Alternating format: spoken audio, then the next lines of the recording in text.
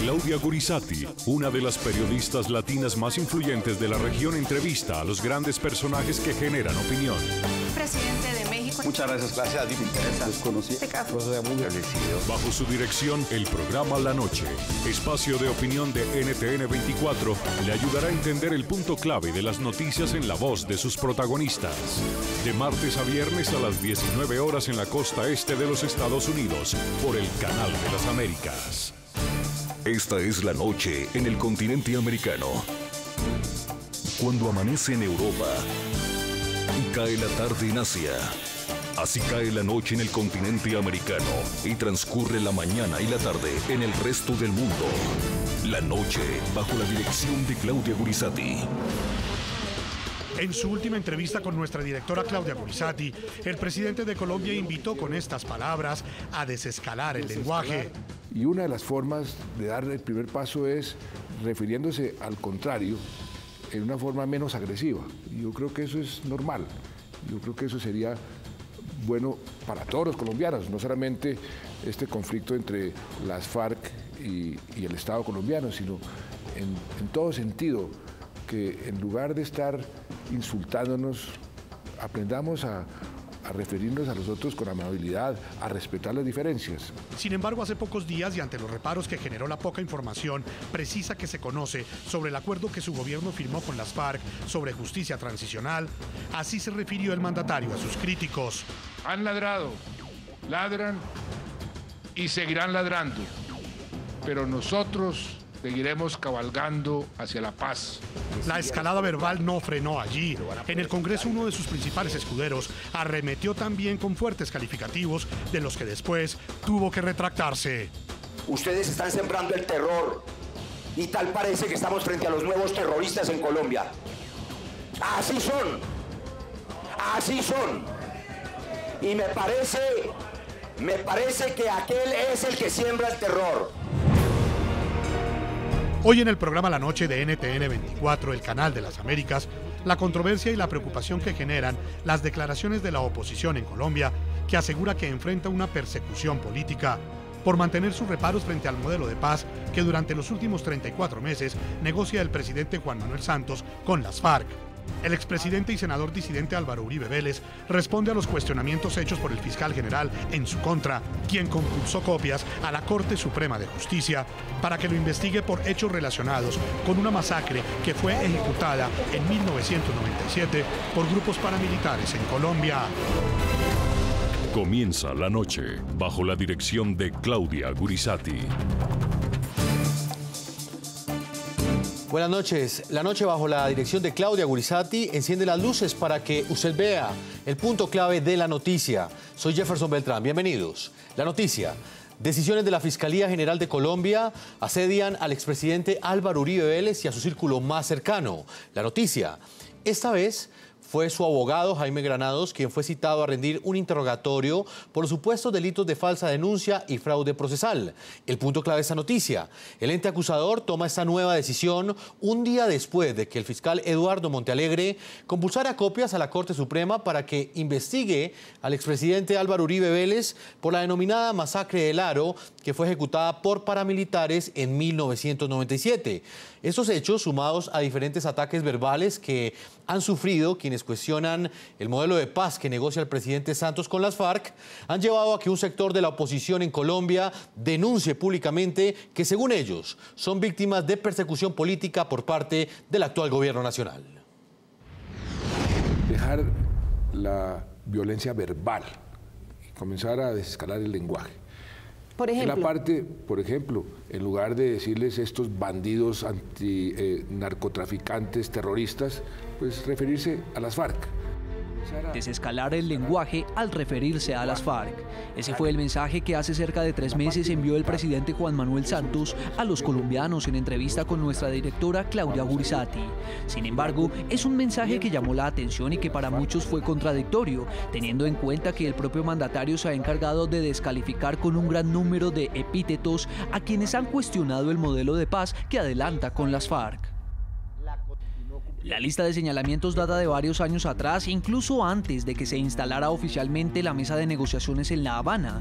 Por ejemplo, en octubre del año 2012 esto fue lo que dijo Santos en la Asamblea General del partido de la U. Yo no vengo aquí como un rufián de esquina a demostrar que soy el que manda en el barrio. Yo no vengo aquí con resentimientos ni con odios.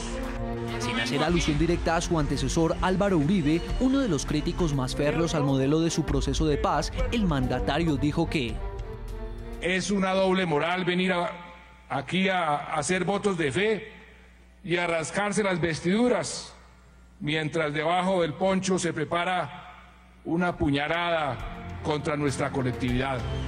Un año después, Juan Manuel Santos afirmó que combatiría a los opositores de las conversaciones, a quienes llamó buitres del miedo.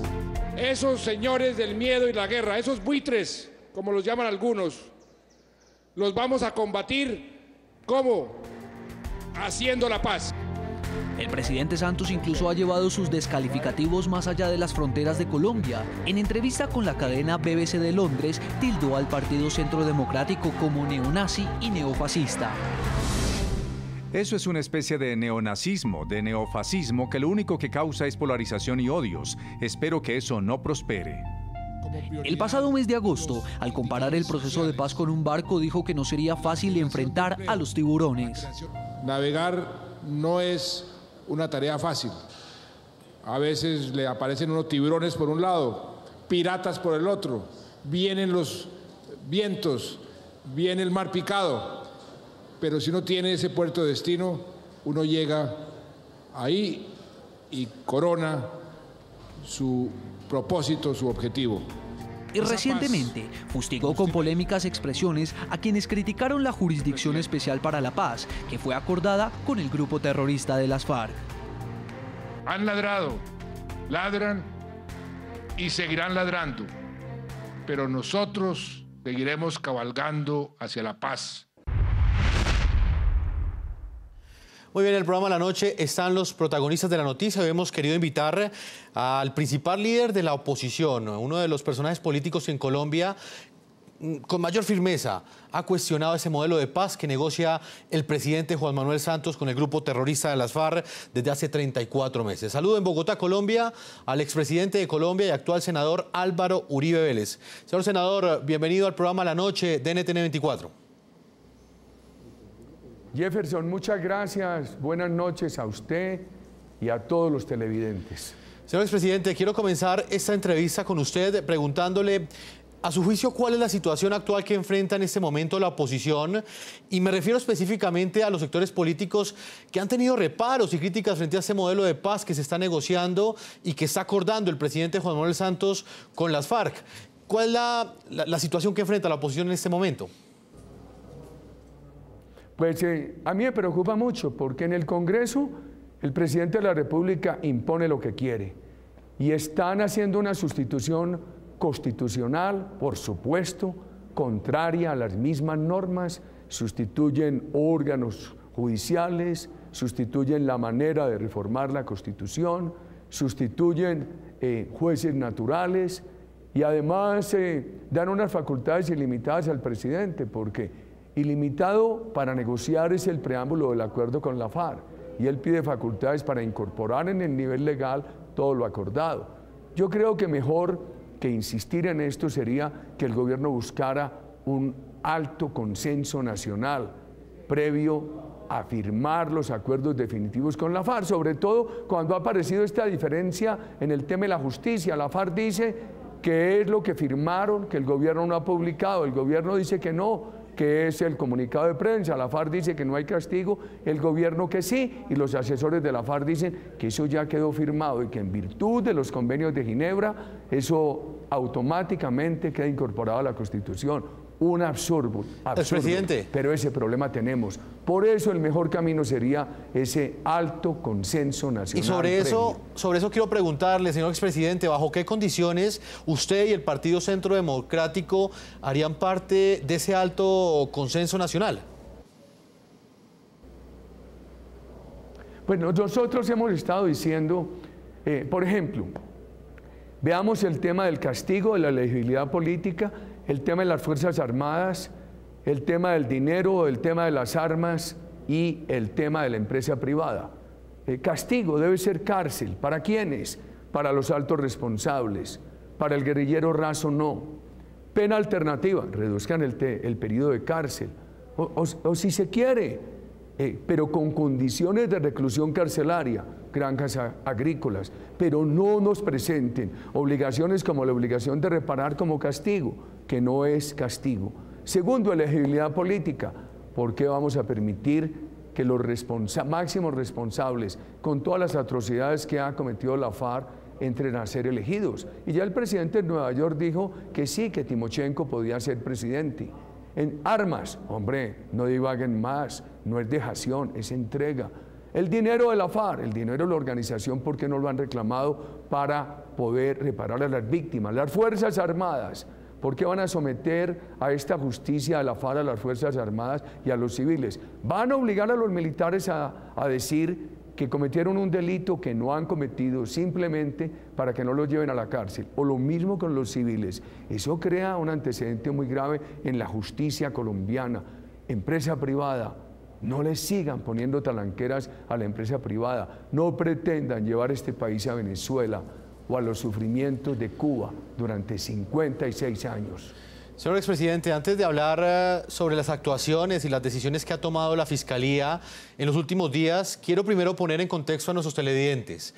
El fiscal Luis Eduardo Montealegre anunció que compulsó copias a la Corte Suprema de Justicia para que investigue al exmandatario Álvaro Uribe Vélez, a usted. Según él, dice que usted en su condición de exmandatario debe ser investigado por los hechos que rodearon la masacre del Aro en 1997. Veamos sus declaraciones. El pasado 23 de septiembre, en un acto que atrapó la atención de la prensa mundial, el presidente Juan Manuel Santos y el máximo cabecilla de la organización terrorista de las FARC, alias Timochenko, anunciaron mediante comunicado conjunto un acuerdo de creación de una jurisdicción especial para la paz. Que nos va a garantizar que los crímenes cometidos con ocasión del conflicto, en especial los más graves y representativos, no quedarán en la impunidad. La jurisdicción constatará de un tribunal y unas salas de justicia que van a investigar, juzgar e impondrán sanciones por estos delitos. Conforme a lo pactado, la denominada Jurisdicción Especial para la Paz tendrá competencia sobre todos los que de manera directa o indirecta hayan participado en el conflicto armado interno. Nos complace anunciar que esta Jurisdicción Especial para la Paz ha sido diseñada para todos los involucrados en el conflicto, combatientes y no combatientes. De inmediato, y haciendo alusión a los alcances que tendría el acuerdo, la agencia ANCOL, reconocida por divulgar mensajes y opiniones de las FARC, señaló que expresidentes como Álvaro Uribe deben ser investigados por el Tribunal Especial. Por la masacre del Aro y etcétera, ya lo veremos sentado ante el Tribunal Especial. Señor de la Calle, los expresidentes tienen su culpa en este conflicto insensato. A estas apreciaciones de ANCOL siguió una tormenta política. El fiscal Eduardo Montealegre señaló que algunas denuncias contra el expresidente y hoy senador Álvaro Uribe de hechos ocurridos cuando se desempeñó como gobernador del departamento de Antioquia podrían pasar al Tribunal Especial de Paz. Esos actos pueden entrar a justicia transicional. Los actos cometidos como presidente de la República seguirán en el Congreso. 8 días después, una decisión del fiscal aumentó el debate. El ente acusador compulsó copias a la Corte Suprema de Justicia para que investigue si hubo o no alguna responsabilidad del expresidente y hoy senador frente a una masacre perpetrada por paramilitares en 1997 cuando él ejercía como gobernador. Si existe o no algún tipo de responsabilidad del exgobernador Álvaro Uribe por no haber tomado las medidas necesarias en calidad de gobernador para evitar la toma paramilitar de los municipios, de los corregimientos de El Aro y La Granja, donde murieron 19 personas y más de 15 familias fueron desplazadas.